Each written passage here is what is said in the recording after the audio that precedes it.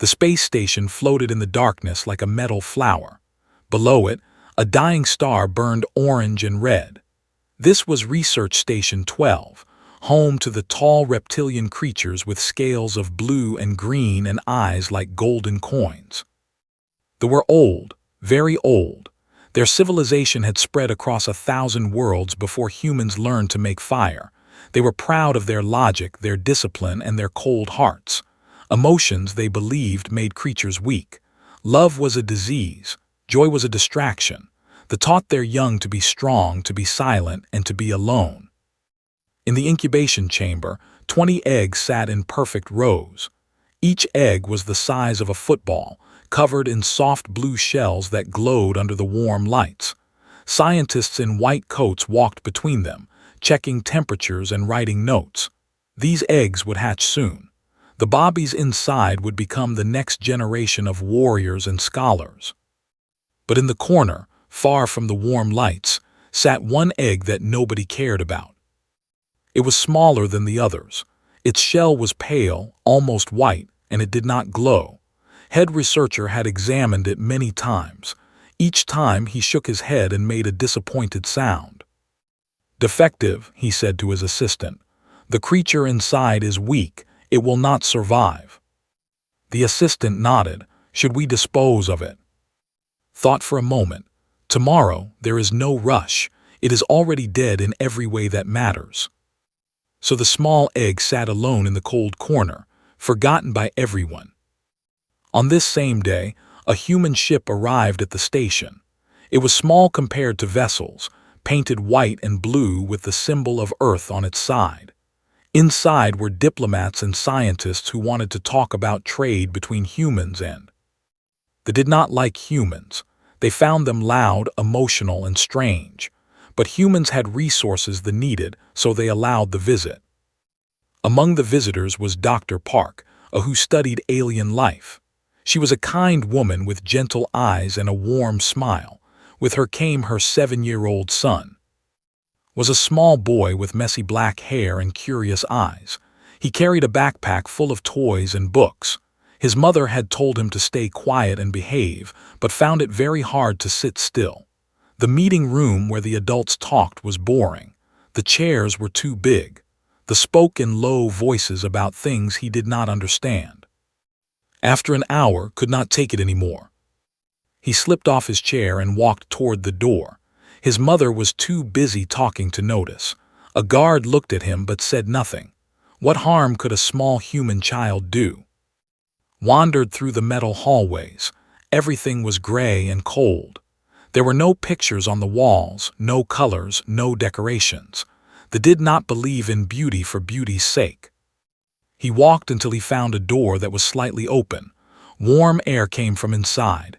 Curious, pushed the door and stepped in. The incubation chamber was quiet except for the soft hum of machines. His eyes went wide when he saw the eggs. They were beautiful, glowing with soft blue light. He had never seen anything like them. He walked slowly between the rows, being careful not to touch anything. His mother had taught him to respect life, even life that was different from his own. Then he saw the small egg in the corner. It sat alone in the shadows, away from the warmth. Even a child could see that something was wrong. The egg looked sad if an egg could look sad. It looked lonely. Walked over and knelt beside it. He put his small hand on the shell. It was cold. "Hey," he whispered, "are you okay in there?" The egg did not answer, of course, but thought he felt something move inside. He looked around. No one was watching. Quickly, he took off his jacket, a bright red jacket with a picture of a rocket ship on the back, and wrapped it around the egg. "There," he said, "that is better. You must be so cold and scared. But do not worry, I am here now." Sat down next to the egg and began to talk. He told the egg about Earth, about his school, about his favorite games. He told it about his dog named Machi and his best friend named. He told it about the stars he had seen from the spaceship window. "When you come out," said, "I will teach you how to play. We can play hide and seek. We can build towers with blocks. We can pretend to be space explorers. It will be fun. You will see." An hour passed, then two. Suddenly, a crack appeared in the shell. Gasped and leaned closer. More cracks spread across the pale surface. Pieces of shell began to fall away. And then a small head poked out. The baby was no bigger than a kitten. Its scales were soft and silver, its eyes large and golden. It looked at and made a small chirping sound. Smiled the biggest smile of his life. "Hello," he said softly.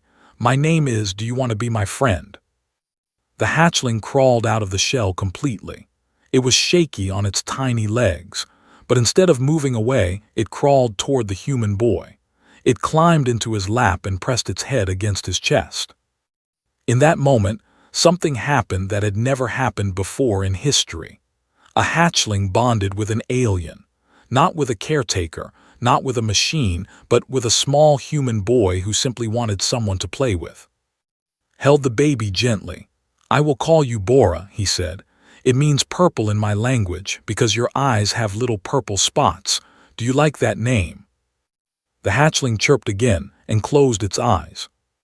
When the scientists found them an hour later, they did not know what to say. Head researcher stared at the boy and the hatchling with horror in his golden eyes. "What have you done?" he whispered, but just smiled and held Bora closer. "I made a friend," he said. News spread through the station like fire. A human child had bonded with a hatchling.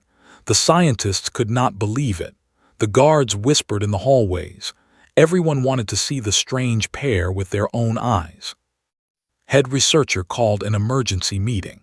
20 officials sat around a long metal table, their golden eyes filled with worry and anger. "This is a disaster," said. His voice was cold and sharp. "The hatchling has imprinted on an alien. This has never happened in 10,000 years of our history." An older name spoke up. "Then we must take the hatchling away. We will raise it properly. It will forget the human." "We tried," said quietly. "When we separated them, the hatchling screamed. It refused to eat. It tried to hurt itself. We had to bring the human child back." The room fell silent. Dr. Park sat at the end of the table with beside her. The boy held Bora in his arms. The small hatchling was calm now, making soft sounds as stroked its silver scales. "My son meant no harm," said carefully. "He saw a lonely creature and wanted to help. Is that so wrong?" "You do not understand," replied. "Hatchlings must bond with approved caretakers. They must learn our ways, discipline, logic, strength. If this hatchling grows up with human influence, it will be ruined. It will be soft, weak, emotional." Looked up at the tall. "Bora is not weak," he said. His voice was small but steady. "Bora is my friend." Nobody knew what to say. Finally, a young scientist named raised her hand. "Perhaps," she said slowly, "we could study this bond, learn from it. Instead of fighting what has happened, we could observe and document." Frowned. "You want to study this mistake?" "I want to understand it," said. "Is that not what scientists do?" After hours of argument, they reached an agreement. The humans would stay on the station for 1 month, would observe and Bora. At the end of the month, the council would decide what to do. And so the strangest friendship in the galaxy continued. Every morning woke up early. Bora slept at the foot of his bed, curled up like a cat. When the boy opened his eyes, the hatchling would chirp happily and climb onto his chest. "Good morning," Bora would say. "Are you ready to play?"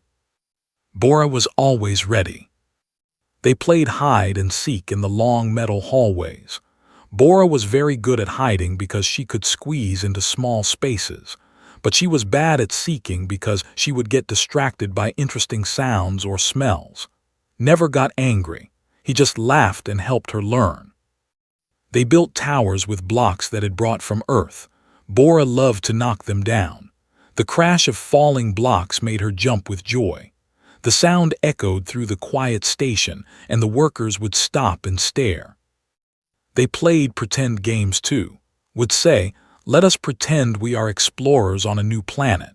And Bora would follow him around, looking at ordinary things as if they were amazing discoveries. A water fountain became a magical spring. A storage closet became a hidden cave full of treasure. Watched everything and wrote notes in her tablet. The hatchling shows unusual behavior, she recorded. It makes sounds I have never heard before. These sounds seem to express pleasure, happiness. I am not sure what these words mean. The other hatchlings lived in a different part of the station. They were raised in small rooms, alone, with only machines to care for them. Twice a day, they were taken to training rooms where they learned to fight, to think, and to obey. One day, took and Bora to the observation area. Through a thick glass window, they could see the other hatchlings in their training session. 20 young sat in rows staring at screens. A machine voice told them facts and rules. None of them moved. None of them made a sound. Their golden eyes were empty and dull. Bora pressed her face against the glass. She made a sad chirping sound. "Why are they so quiet?" asked. "That is how we raise our young," said. "They are learning to be strong." "They look sad," said. Was quiet for a long time. "Do not feel sad," she finally said, but her voice was uncertain. That night something strange happened. And Bora were playing a game in the hallway near the hatchling quarters. They were throwing a soft ball back and forth, trying to catch it without dropping it. Bora was getting better every day. Suddenly, noticed something. Small faces were pressed against the windows of the hatchling rooms. 20 pairs of golden eyes watched them play. Stopped and waved, "Hello." The hatchlings did not wave back. They did not know what waving meant, but they kept watching. They could not look away. Bora noticed them too. She walked to the window and pressed her small hand against the glass. On the other side, another hatchling slowly raised its hand and pressed it against hers. The glass was between them, but for one moment they were connected.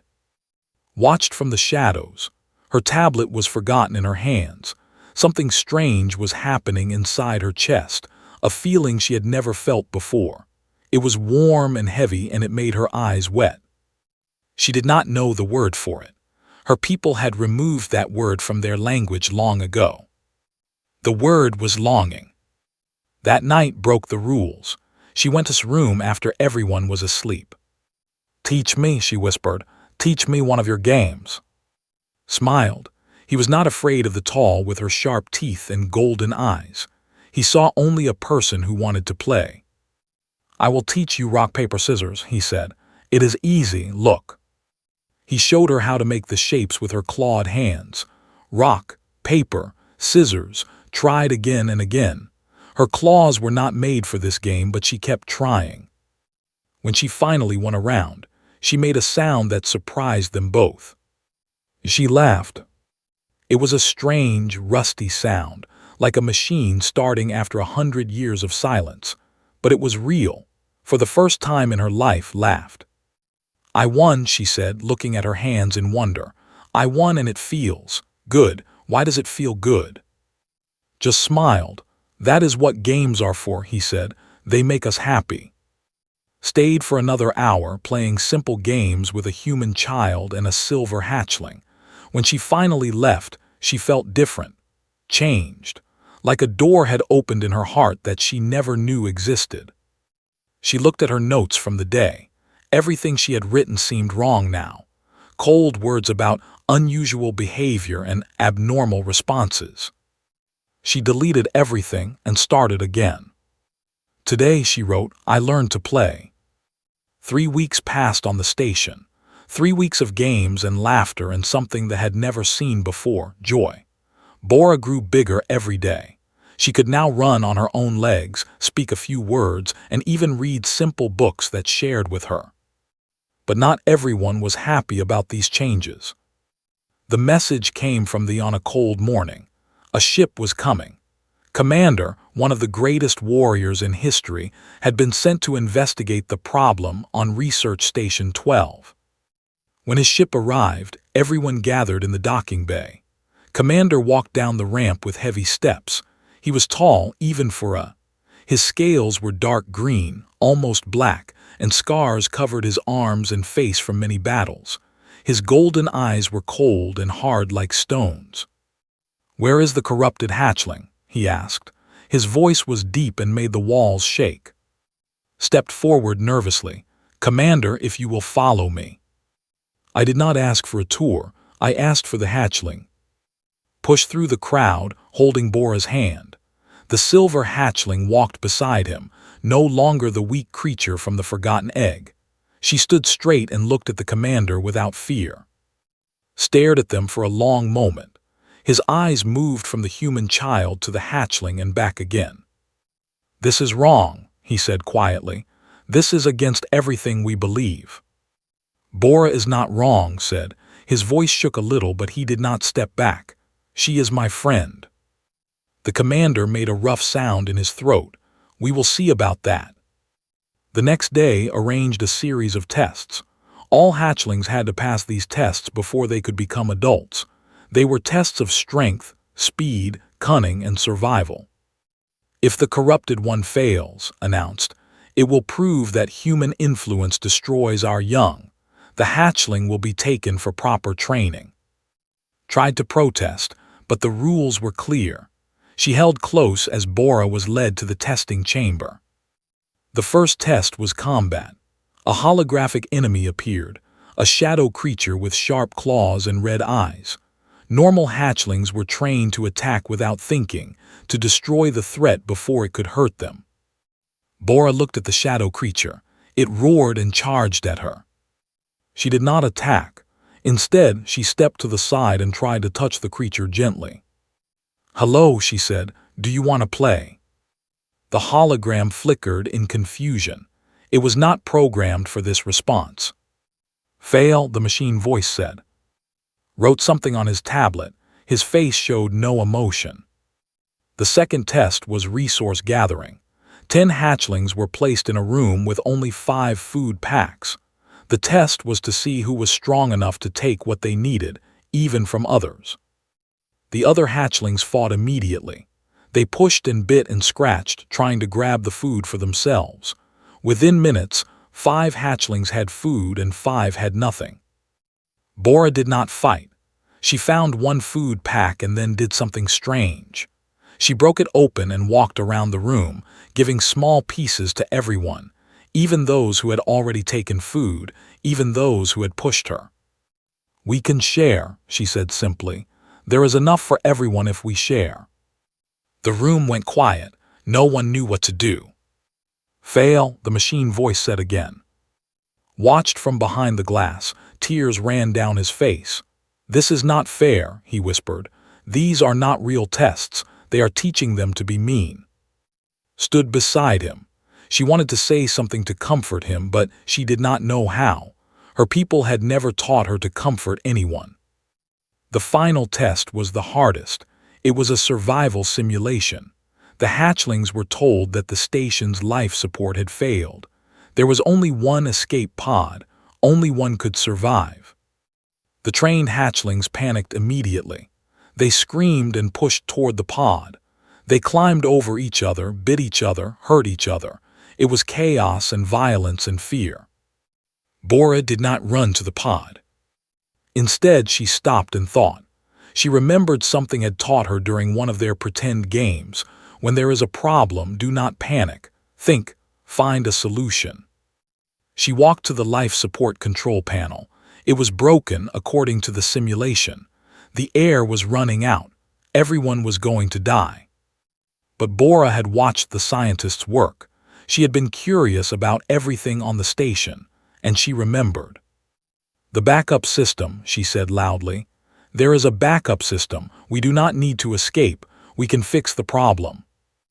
Nobody listened. The other hatchlings were too busy fighting. So Bora did something incredible. She began to organize. She grabbed one hatchling by the arm. "You are strong," she said. "Hold this panel open." She pointed to another. "You are fast. Get the tools from the storage room." To a third, "You are smart. Help me read the instructions." One by one, the hatchlings stopped fighting. Something in Bora's voice made them listen. It was not the voice of a commander giving orders. It was the voice of a friend asking for help. Together they fixed the life support system. Together they survived. When the simulation ended, the testing chamber was silent. 20 hatchlings stood in a group, looking at each other with new eyes. They had worked together. They had helped each other. They had done something that never did. They had been a team. Commander stood at the window, his tablet forgotten in his hands. His face was no longer cold and hard. Something had cracked in his eyes, something that looked almost like doubt. The test parameters, he said slowly, did not account for this response.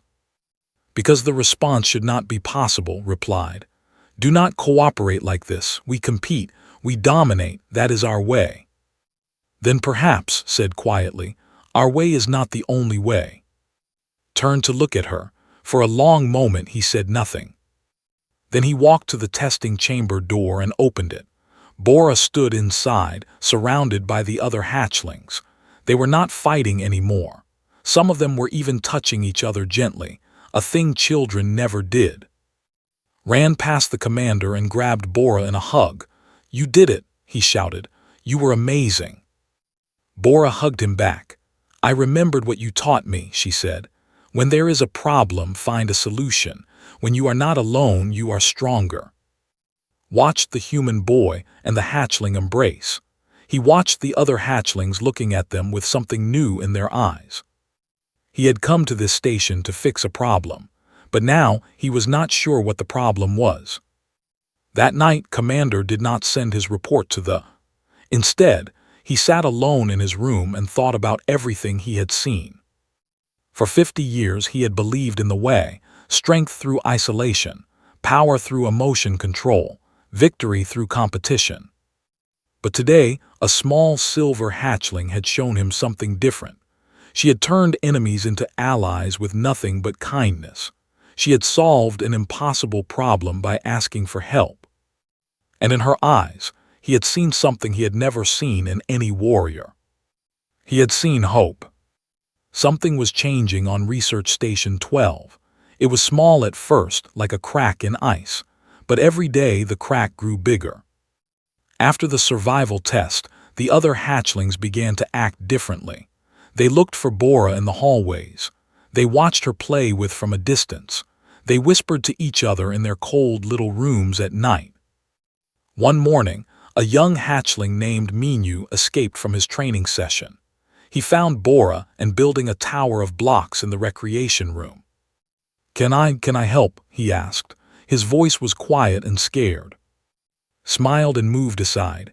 Of course, here, put this block on top. Minyu took the block with shaking hands. He had never held anything just for fun before. Everything in his life had been training, learning, and obeying. His claws touched the smooth surface of the block. It felt strange. It felt wonderful. He placed the block on the tower. Good job, said, clapping his hands. Minyu felt something warm spread through his chest. He did not know what this feeling was called, but he wanted to feel it again. Can I stay? He asked. Yes, Bora said. Friends always stay. Word spread quickly. Soon, other hatchlings found excuses to leave their rooms. They came one by one, scared and curious, to the recreation room where the human boy and the silver hatchling played their strange games. Taught them all. He taught them to catch balls and build towers. He taught them to run and chase and laugh. He taught them songs from Earth that made no sense but sounded happy. He taught them to hold hands and work together. The scientists did not know what to do. Their careful training programs were falling apart. Hatchlings were smiling, actually smiling with their teeth showing, something that was considered rude in society. They were making sounds of joy. They were touching each other. This must stop, said in an emergency meeting. They are becoming corrupted, all of them. But shook her head. Look at them, she said. Really look. They are healthier than any group of hatchlings I have ever seen. They eat better, they sleep better, they learn faster, whatever is happening. It is not corruption, it is something else. Commander had been silent during most meetings, But now he spoke. "The High Council has sent a message," he said. "They are not happy. They have given an ultimatum. Either we return the human child to his people and take the silver hatchling for re-education, or they will send ships to take them by force." The room went cold. Stood up, her face pale. "You cannot take my son's friend away. It would destroy them both." "I know," said quietly, and for the first time there was something soft in his voice. "I know." That night told the truth. They had 3 days. Then they would have to leave and Bora would be taken away. Cried for hours. Bora stayed close to him, making soft sounds and pressing her head against his shoulder. She did not fully understand what was happening, but she knew her friend was hurting. "I do not want to leave you," said through his tears. "You are my best friend. You are my family." "Then we fight," Bora said. Her golden eyes were bright with determination. "Like you taught me. When there is a problem, find a solution." Wiped his eyes. "But what can we do? We are just children." Bora thought for a long moment. Then she smiled, that strange smile that she had learned from watching her human friend. "We play," she said. "We play the biggest game ever, and we invite everyone." The next morning, Bora did something that shocked the entire station. She walked into the central communication room and asked to speak to everyone at once. The workers did not know what to do. A hatchling had never made such a request before, but something in Bora's eyes made them listen. They turned on the speakers throughout the station.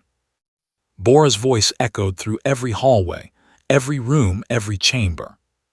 "My name is Bora," she said. "I was born in a cold corner, alone and forgotten.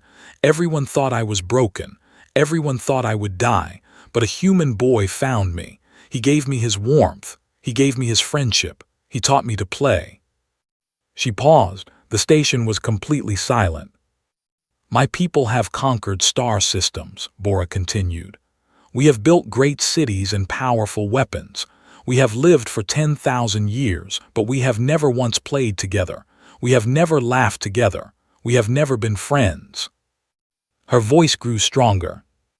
"Perhaps that is why we are so lonely. Perhaps that is why we are so cold. We forgot how to be happy. We forgot how to love." In the hallways, workers stopped walking. In the laboratories, scientists put down their tools. In the commander's quarters, listened with tears in his ancient eyes. "Tomorrow my friend will leave," Bora said. "They want to take me away and teach me to be cold again. But before that happens, I want to give you all a gift. The same gift gave me." She took a deep breath. "Today in the Central Plaza we will play a game. Everyone is invited, workers, scientists, soldiers, hatchlings, humans. One game all together. Please come. Please let me show you what joy feels like." The speakers went silent. For a long moment nothing happened. Then slowly, doors began to open throughout the station. That afternoon, the Central Plaza filled with people. Of all ages stood awkwardly in groups, not sure what to do. The other hatchlings ran between them, excited and nervous. Stood with the human delegation, watching with hope and fear. And Bora walked to the center of the plaza. "Thank you for coming," said. His voice was small, but in the silence everyone could hear him. "The game is simple. We are going to build something together. One big picture made of many small pieces. Everyone must add one piece. No one is in charge. No one is competing. We just create together." He opened a large box filled with colored tiles. Each tile had a different pattern, a different color. "When we are done," said, "we will have made something that none of us could make alone. That is what friendship is. That is what playing together means." For a moment, nobody moved. Then walked forward. She picked up a blue tile and placed it on the ground. "I want to play," she said. One by one, others followed. An old scientist took a green tile. A young worker chose yellow. Commander himself walked to the box and picked up a red tile with shaking hands. "I have not played a game in 50 years, he said quietly. "I had forgotten what it felt like." He placed his tile next to the others. For 3 hours they played, and humans, adults and children, soldiers and scientists. They added tiles one by one, creating patterns that grew and changed and became beautiful. And somewhere in the middle of it all, something happened that had never happened in history. They laughed together. The sound echoed through the cold metal walls of the station. It was rough and strange and wonderful. Some of them did not know how to laugh properly, but they tried. They tried because for the first time in 10,000 years, they had something to laugh about. When the picture was finished, everyone stepped back to look at it. It was a simple image made of 1,000 colored tiles. It showed two figures, one small and human, one small and holding hands. Underneath, in tiles of gold, were two words: Friends Forever. Looked at Bora. Bora looked at, they did not need to say anything, the picture said it all. And across the galaxy, watching through the station's cameras, the members of the High Council saw something they had never expected to see. They saw their people smile. The message came the morning after the great game. Everyone expected the worst. The High Council was known for being cold and cruel. Surely they would punish the station for its strange behavior. But the message was not what anyone expected. We have watched, we have seen, we do not understand, but we cannot deny what our eyes have shown us. Commander will deliver our response in person. Walked to the communication center with heavy steps. Everyone on the station gathered to hear the council's words, held close. Bora stood beside them, her golden eyes worried but brave. The old commander turned to face the crowd.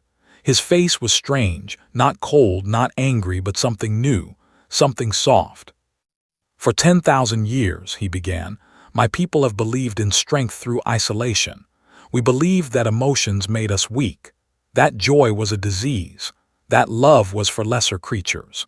We raised our children in cold rooms alone, teaching them to fight and hate and fear. He paused and looked at Bora. But one small hatchling born in a forgotten corner has shown us something different. She was raised with love. She was taught to play, and instead of becoming weak, she became the strongest I have ever seen. Whispers spread through the crowd.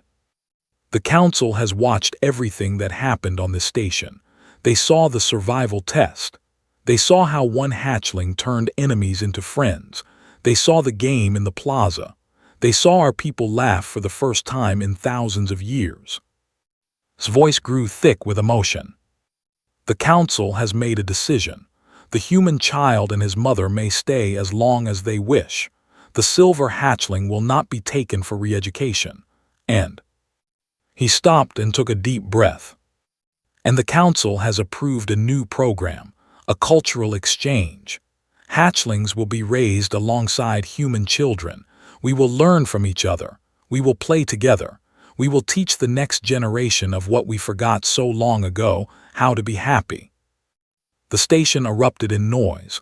Workers cheered. The hatchlings jumped and danced, fell to her knees and cried tears of joy.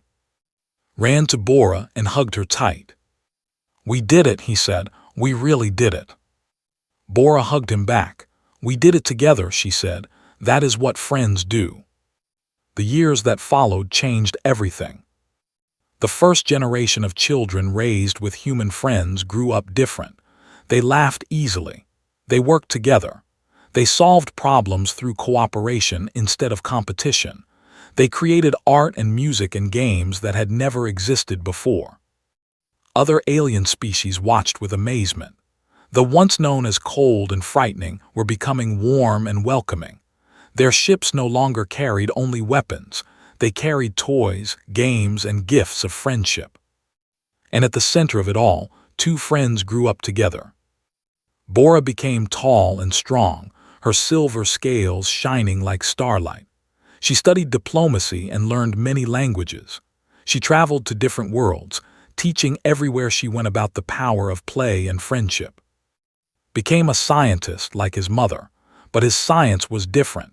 He studied how children of different species could learn from each other. He wrote books and gave speeches. He helped build schools where human and other aliens could grow up together. They never forgot each other. Even when their work took them to different parts of the galaxy, they stayed in touch. They sent each other messages. They visited whenever they could. And every time they met, they played a game, just like the old days. 20 years after their first meeting, something important happened.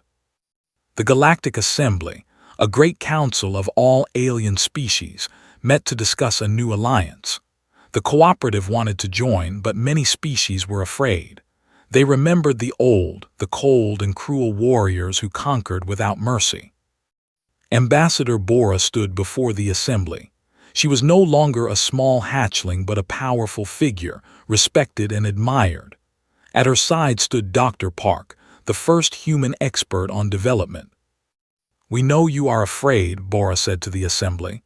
"We know what my people used to be, cold, heartless, dangerous, but we have changed, and the change began with one simple thing." She turned to look at her oldest friend. A human boy found a forgotten egg in a dark corner. He wrapped it in his jacket to keep it warm. He talked to it. He promised it friendship. And when I hatched, he taught me something my people had forgotten for 10,000 years. Her voice was strong and clear.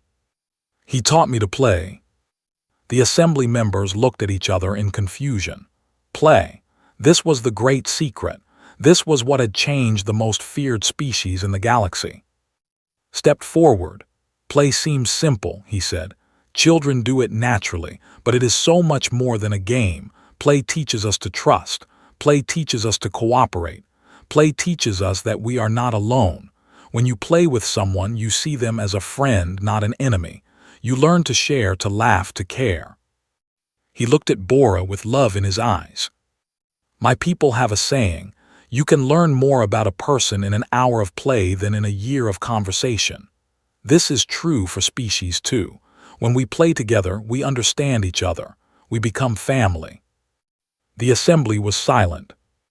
Then, from the back of the great hall, someone started to clap. It was a human delegate, an old woman with kind eyes. Others joined, humans and species from 100 different worlds. The clapping grew louder and louder, until the whole hall shook with the sound. The vote was unanimous. The cooperative was welcomed into the Galactic Assembly. For the first time in history, every major species in the galaxy was united in friendship. That night there was a celebration. Music played. Food was shared. And in the middle of the great hall, a game was organized, humans and many other aliens all playing together, all laughing together. Bora found standing by a window, looking out at the stars. "What are you thinking?" she asked. Smiled. "I am thinking about that day on the station, when I found your egg. You were so small and cold. I was so scared you would not survive." "But I did survive," Bora said, "because of you." "No," shook his head. "We survived because of each other. I was lonely too, you know. A small human child on a scary alien station. You were my friend when I needed one most." They stood together in silence, watching the stars. "Do you remember what you promised me?" Bora asked softly. "When I was still inside the egg." Thought for a moment. "I said I would teach you to play. I said we would be space explorers together."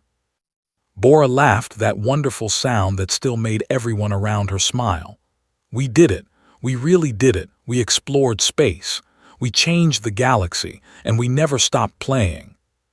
She took his hand in her clawed fingers. Thank you for seeing me when no one else did. Thank you for showing me that no one should ever be alone." Squeezed her hand. "Thank you for being my friend, Bora, the best friend I ever had." Outside the window, the stars shone bright, 1,000 points of light in the darkness. But the galaxy was not dark anymore. It was filled with laughter, with friendship, with love. All because a lonely hatchling found no one to play with, except a little human boy who adored her games. And in playing, they had changed everything.